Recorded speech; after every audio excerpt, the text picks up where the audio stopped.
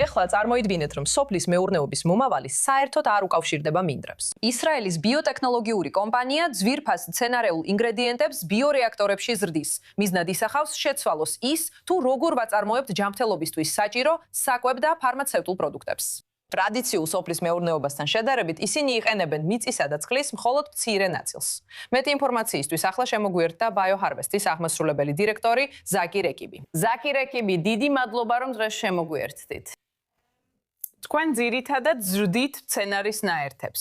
ლაბორატორიაში კლავად ზრდით მცენარეს, თუ მხოლოდ მოლეკულის მიღებაზე ხართ კონცენტრირებული? არა, ჩვენ მცენარეებს არ ვზრდით. არაფერს ვამუშავებთ. ვიღებთ საწყის უჯრედებს. ვიღებთ მათ მცენარიდან და შემდეგ მცენარეს აღარასოდეს ვხედავთ. ჩვენ ძირითადად მხოლოდ იმ პროდუქტიულ უჯრედებს ვზრდით, რომლებიც ქმნიან იმ ფასეულ ნაერთებს, რასაც ვეძებთ. ჩვენ ვარქის გამოვლინება, რაც ჰიპოკრატემ დაახლოებით 2000 წლის წინ თქვა, საკვები იყოს შენი წამალი და წამალი იყოს შენი საკვები. ეს რომ ჩვენი ხელოვნური ინტელექტის შესაძლებლობები კომბინაციაში ჩვენს პროგრამირებად ბიოლოგიასთან ვაძლევს საშუალებას ბუნებიდან გამოვხოთ ყველაზე სასარგებლო ნაერთები და გავხადოთ ისინი უფრო ძლიერი, უფრო ხელმისაწვდომი და უფრო სტაბილური. კლავად მიწის ან მსგავსი რესურსების გამოყენების გარეშე და მხოლოდ უმცირესი რაოდენობის ელექტროენერგიის, წყლის ან მიწის გამოყენებით, რაც საჭირო. შეგიძლიათ მითხრათ, რამდენად მცირდება ხარჯები და წყლის მოხმარება, ანუ რა გარემოზე ზემოქმედება აქვს ამას. ეს ფაქტორია, ეს ორი ორდენის მასშტაბით განსხვავებაა. ეს დაახლოებით 100-ჯერ მეტია ელექტროენერგიის, მიწის ან წყლის საჭიროების მხრივ იგივე რაოდენობის ინგრედიენტებისთვის. ასე რომ ვადარებთ ერთსა და იმავეს. ვუხურებთ, რამდენი ხურძენი დამჭირდებოდა, რამდენი ვენახი, რამდენი მიწა, რამდენი წყალი და რამდენი ელექტროენერგია იმავე რაოდენობის ინგრედიენტების წარმოებისთვის. ეს დაახლოებით 100-ჯერ მეტია. როგორ აპირებთ თქვენი წარმოების მასშტაბის გაზრდას, რადგან მსოფლიოში სხვა კომპანიებიც არიან, რომლებიც იმავეს ცდილობენ, რასაც თქვენ. მაგრამ როგორ არის შესაძლებელი თქვენი პროდუქტის მასშტაბის გაზრდა ისე, რომ შეამციროთ ხარჯები და რეალურად გახადოთ ის წარმატებული? ჩვენ შევქმნით საკუთარი პლატფორმა, რომელიც იყენებს ხელოვნურ ინტელექტს, ავტომატიზაციას, კომპიუტერულ ხედვას და პროგრამირებად ბიოლოგიას. ჩვენ 15 წელი დავხარჯეთ ამ პლატფორმის სრულყოფაზე.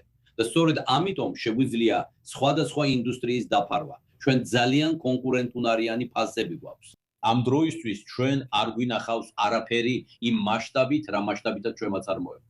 ასე რომ აქ ყველაფერი მასშტაბზეა დამოკიდებული. და ვიმედოვნებთ, რომ ჩვენს კონკურენტებს მუდმივად მოძრაობაში ვამყოფებთ. იმ დროისთვის, როცა ისინი გააკეთებენ იმას, რასაც ჩვენ დღეს ვაკეთებთ, ჩვენ უკვე წინ ვიქნებით.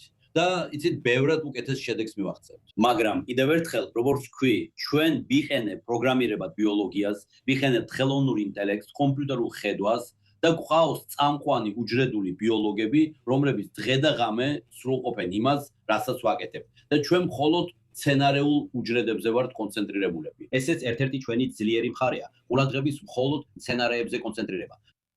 მომიყევი შენი პროდუქტების შესახებ, რადგან როგორც მე გავიგე, თქვენ ყურადღებას ამ ურძენზე დაფუძნებულ ჯანმრთელობის დანამატზე ამახვილებთ. რა არის ეს?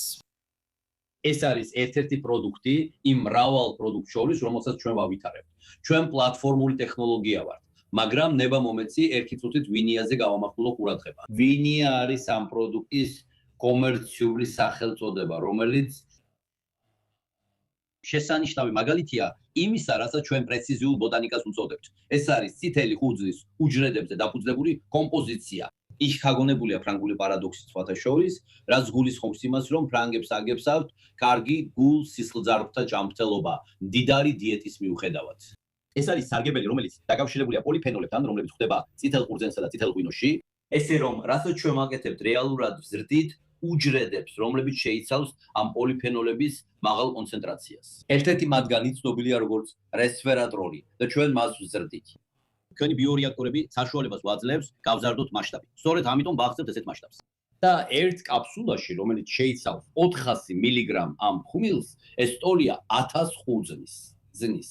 ჩვენ მოგიწევდათ 1000 ხურძის ჭამა თელი შაქრით, ამ თელი ბოთლი ღვინის დალევა, რათა მიიღოთ ის, რასაც ყოველდღე იღებთ ერთ კაფსულაში. აი ეს არის და ამ პროდუქტთან ერთად ჩვენ გვაქვს სხვა პროდუქტებიც, რომლებსაც ვავითარებ სხვადასხვა სფეროში და არა მხოლოდ ნუტრაცევტიკაში. იმიტომ რომ თქვენ მომავალში ასევე აპირებთ საკვების მიმართულებით გაფართოებას, თუ მხოლოდ ჯანმრთელობის დანამატებზე აპირებთ კონცენტრირებას. არა, ჩვენ საკვების სფეროშიც ვართ. ანუ ჩვენ საკვების სფეროშიც ვართ, ასევე ფარმაცევტიკასა და სუნამოებშიც. ჩვენ ერთდროულად რამდენიმე პროექტზე მუშაობთ. საკვებისთვის ჩვენ გვაქვს ორი დამატყობელი, რომლებსაც ვაწარმოებთ დამატყობლების ერთ-ერთ ყველაზე დიდ კომპანიასთან, Tate and Lyle-თან ერთად. ისინი მდებარეობენ დიდ ბრიტანეთსა და აშერხში. ჩვენ ვავითარებთ ორ მოლეკულას მათთვის, ასევე ვავითარებთ მოლეკულას სუნამისთვის, რომელიც წელიწადში 15 მილიარდი დოლარის ბაზარია, ასევე ვავითარებთ ზაფრანის მოლეკულას, რომელიც გამოიყენება როგორც საკვებში, ასევე ნუტრაცევტიკაში. ზაფრანი ერთ-ერთი ინგრედიენტია, რომელსაც კულინარიაში იყენებენ და ერთ-ერთი ყველაზე ძვირადღირებულია, რომლის 80% ირანში იზრდება. ამ შემთხვევაში ასევე არსებობს გეოპოლიტიკური საკითხებიც. ჩვენ შეგვიძლია ზაფრანის წარმოება და მისი გაკიდვა როგორც საკვები დანამატების სფეროში, ასევე საკვების სფეროში. BioHarvest-ის გენერალური დირექტორ ზაკი რეკიპს მადლობა რომ დღეს შემოგვიერთით. მადლობა მოწვევისთვის, მადლობა.